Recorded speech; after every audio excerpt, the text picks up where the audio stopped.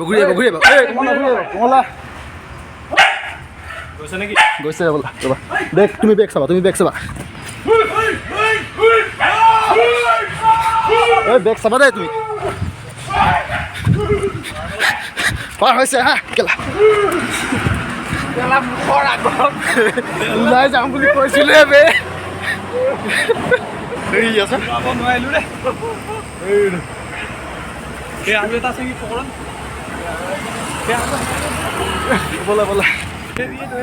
আমাৰ পিছফালে আৰু এটা আছে বোলে কোনখিনি আছে বাপৰে ঐ খেদিব